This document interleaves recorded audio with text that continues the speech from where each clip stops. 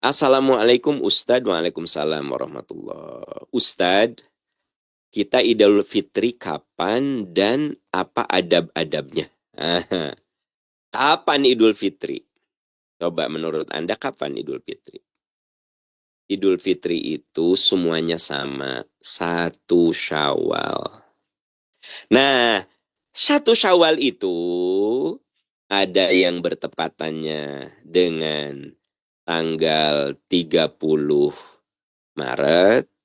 Ada yang bertepatannya tanggal 31 Maret. Tapi semuanya juga 1 Syawal. Ingat, Anda nanya, Ustadz kapan Idul Fitri? Ya 1 Syawal. Ya. Nah, cara menentukan Idul Fitri, Idul Adha, puasa, pokoknya ibadah-ibadah dalam Islam ada yang rujukannya pada penanggalan hijrah. Nah, penanggalan hijrah itu dimulai dari maghrib. Awal penanggalan hijrah itu, yaitu saat menjelang maghrib, saat maghrib. Nah, itu yang kemudian ditandai dengan hilal. Bulan yang baru muncul gitu. Itu ada takaran, ada ukurannya. Nah, untuk melihat hilal ada 2 cara. Dengan cara matematis, ilmu hisab, dihitung. Ada juga dilihat. Nah, ini merujuk kepada hadis yang sama. Sumu liru'yatikum waftiru liru'yatikum. Puasa kamu kalau sudah lihat hilal. Berbuka kamu, maksudnya beridul fitrilah kamu pada saat kamu sudah melihat hilal. Nah, coba Anda lihat kalender. Kalender Anda coba lihat. Untuk 1446 Hijrah sekarang ini. Di kalender Idul Fitri 1 Syawal kapan? Nah, yang ada di kalender itu hisab. Dihitung secara matematis. Muncullah bertepatan dengan 31 Maret. Ya, alias hari Senin. Itu adalah hisab. Nanti pemerintah melakukan penguatan dengan cara ru'yat. Yaitu diteropong di titik-titik tertentu. Makanya kita menunggu musyawarah Dewan Isbat Kementerian Agama Republik Indonesia. Jadi saya dan Anda sama. Kapan? 1 Syawal. Nah, nanti kita dengarkan keputusan dari ulil amri kita, dari pemerintah, kapan bertepatannya. Apakah bertepatan dengan hari Minggu atau dengan hari Senin. Gitu. Tapi dugaan saya, nah ini dugaan, prediksi ilmiah ya. Prediksi ilmiah saya, alasan-alasan ilmiahnya tidak perlu saya sebutkan di sini. Prediksi ilmiah saya, kemungkinan besar bahwa Idul Fitri 1446 Hijrah bertepatan dengan 31 Maret. Berhari Senin. Itu dugaan saya. Ya, tapi tetap kita mendengarkan bagaimana pernyataan keputusan dari pemerintah kita. Gitu. Ya, itu. Nah, lalu bagaimana adab? Nah, ini penting nih. Dengar baik-baik. Ada 6 adab contoh Nabi saat kita melaksanakan Idul Fitri. Ya, ini pertanyaan bagus karena sangat relate dengan yang akan kita laksanakan beberapa hari ke depan, 2 atau 1 hari ke depan. 6. Dengar. 6 adab. 1. Disunnahkan mandi besar. Ya. Sebenarnya sunnah mandi besar ini bukan hanya Idul Fitri, tapi juga Idul Adha, tapi juga Jumat, juga kalau kita ihram. Nah gitu. Jadi ibadah-ibadah besar biasanya dimulai dengan apa? Dimulai dengan mandi besar. Ya. An-Nafi' anna Abdullah bin Umar kana yagtasilu yaumal fitri qabla ayyaghdu ilal musalla. Seorang sahabat, ya, Ibnu Umar, yang selalu mengikuti apa yang dilakukan oleh Nabi. Beliau itu orang yang paling sama, paling ingin menyerupai. Nah, menurut beliau, kalau hari Idul Fitri itu mulai mandi besar. Nah, mandi besar nate setelah adzan subuh. Kalau memungkinkan. Jadi habis adzan subuh, ngong adzan, berkumandang adzan, Anda mandi besar. Itu yang pertama, adab pertama, mandi besar. Saya tegaskan mandi besar ini sebenarnya bukan hanya untuk Idul Fitri, juga Idul Adha gitu. Nah, tapi qabla ayyaghdu ilal musalla, sebelum beliau pergi ke tempat sholat gitu ya. Yang kedua, kana lin nabi sallallahu alaihi wasallam jubbatan yalbasuha lil idaini wa yaumal jumu'ah. Yang kedua, pakai pakaian yang terbaik menurut kita, bukan pakaian baru. Ingat, jangan salah paham. Mau beli baju baru untuk lebaran. Nah, pakaian terbaik. Ya, terserah. Apakah yang terbaik itu yang terbaru, atau yang termahal, atau yang khususon istimewa untuk hari-hari besar. Nah, Nabi Shallallahu Alaihi Wasallam punya baju yang beliau pakainya hanya hari besar saja. Idul Fitri, Idul Adha, Jumatan. Boleh nggak kita punya baju khusus? Boleh. Jadi intinya adalah berpakaian yang terbaik. Ya, gitu. Nah, jadi kita ini seringkali menggeser makna jadi pakaian baru gitu loh. Ya memang benar, pakaian baru itu mungkin terbaik. Tapi boleh jadi saya punya pakaian terbaik walaupun tidak baru gitu ya. Paham ya? Jadi pakai pakaian terbaik yang kita punya. Jangan memaksakan diri yang kita punya. Lebaran tidak harus pakaian baru.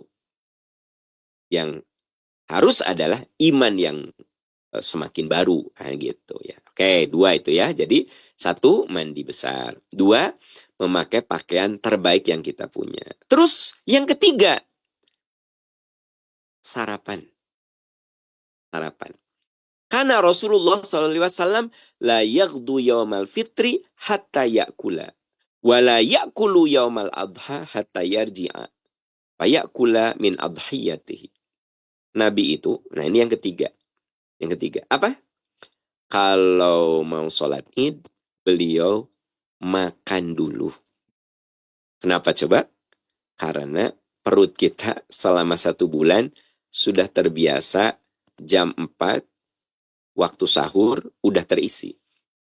Nah, selama sebulan sudah terisi begitu, maka paling tidak terlalu kaget. Di hari raya Idul Fitri, la yaghdu yaumal fitri hatta yakula. Beliau tidak berangkat ke tempat sholat sampai sarapan dulu. Itu ya. Nah, itu. Tapi sebaliknya kalau Idul Adha, nggak sarapan dulu beliau.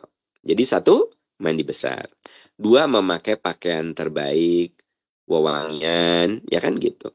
Yang ketiga, makan dulu, sarapan dulu sebelum berangkat. Yang keempat, karena ada ayat yang menjelaskan tentang Ramadan itu, walitukmilul iddata walitukabbirullaha ala ma hadakum wa la'allakum tashkurun. Nah, ini ayat yang menyuruh kita yang keempat, memperbanyak takbir. Memperbanyak takbir, ya. Nah, paling yang jadi perselisihan, ada yang takbirnya dari mulai malam. Suka disebut malam takbiran. Nah, tapi ada juga yang takbiran Idul Fitri itu bukan malam. Tetapi kana sallallahu alaihi wasallam yakhruju yaumal fitri fayukabbiru hatta ya'tiyal musalla. Ya, hatta yaqdis salata fa idza qadas salata qata'a takbir. Nabi itu baru bertakbir saat keluar rumah menuju tempat sholat. Anda lihat di dalam hadis itu, kalau sholat id tidak disebut hatta ya'tiyal masjid. Karena memang Nabi itu sholat idnya tidak di masjid, tapi di lapangan. Anda kalau umroh ya, kami di Percikan Iman, dan itu sudah standar kami di Percikan Iman Tour and Travel, semua pembimbing pasti akan membawa Bapak Ibu ke Masjid Ghamamah. Ya. Jadi dari titik pertama adalah Saqifah Bani Sa'idah, supaya ada wawasan. Dibawa ke Masjid Ghamamah, dibawa keliling masjid, sambil dijelaskan. Itu yang kami lakukan supaya jamaah itu bukan hanya masuk masjid, keluar masjid, masuk masjid, keluar masjid, tapi ada sebuah wawasan tentang apa yang ada di sekitar. Nah, kami seringkali membawa jamaah untuk kami tunjukkan, disinilah Nabi sholat id. Jadi Nabi sholat id itu tidak di dalam masjid pada saat itu ya.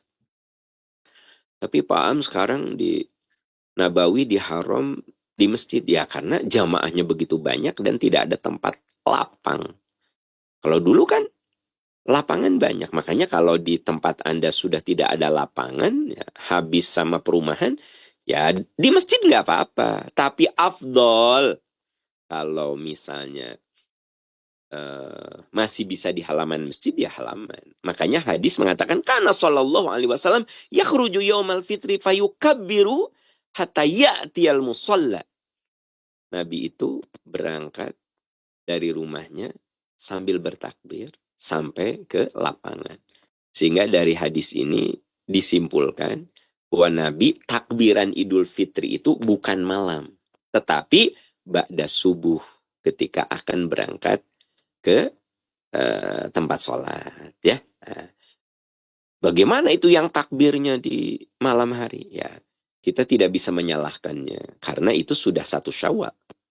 Walitukmilul iddata walitukabbirullaha ala ma hadakum wala'allakum tashkurun. Kalau saya sih, kalau ada teman-teman kita yang takbirannya malam, ya kita jangan langsung mengatakan bid'ah, tidak ada contoh ya.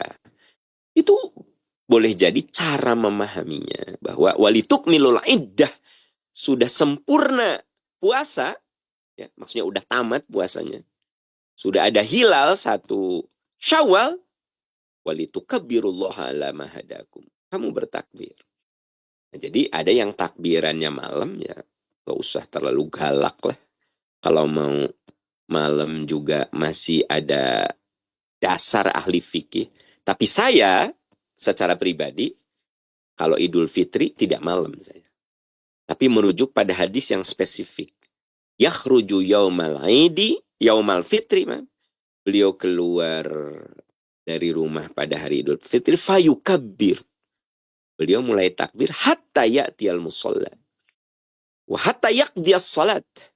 Beliau takbir sampai selesai salat. Fa idza qadas salat, begitu selesai salat, qata'at takbir. Tidak ada takbir lagi. Gitu. Ya. Nah, jadi 1 apa?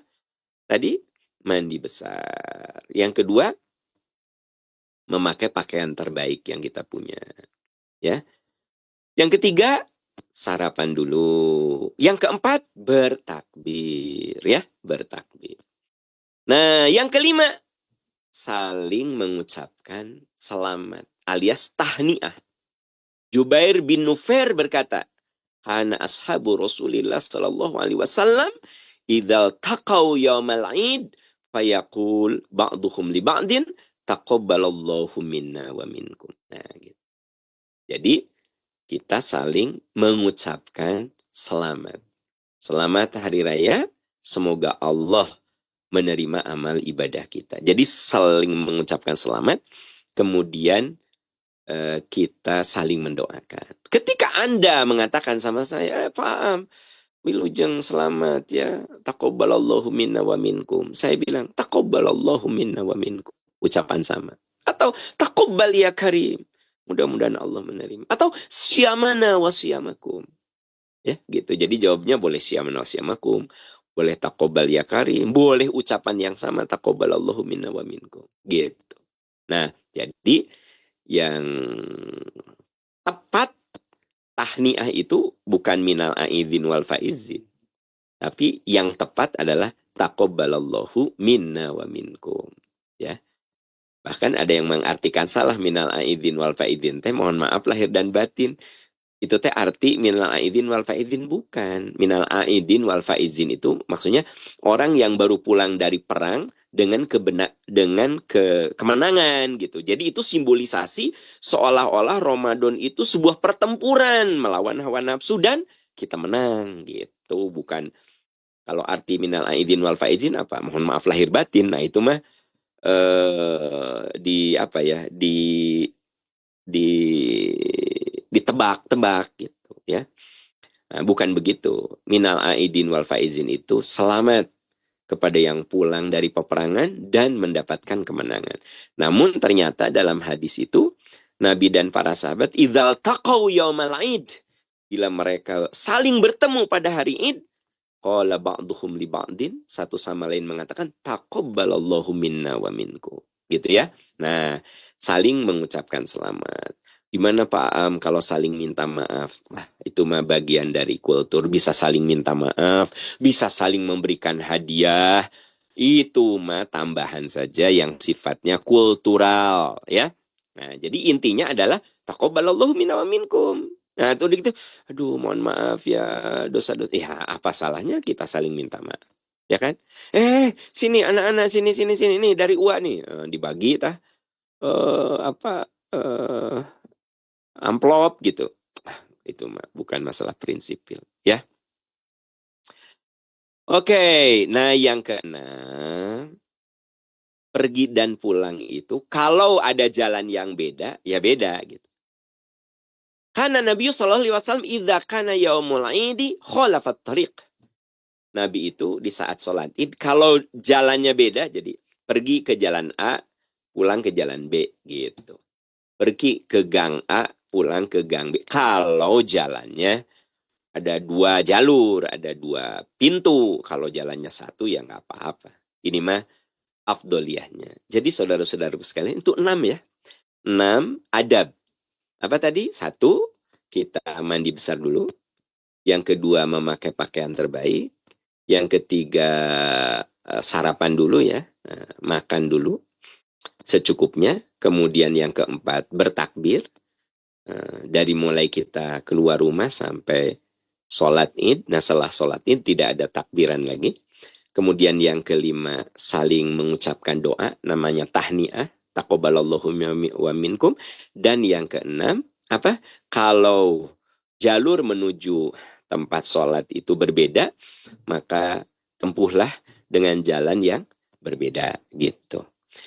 Nah itu adab-adab yang bisa kita terapkan di Hari Raya Idul Fitri.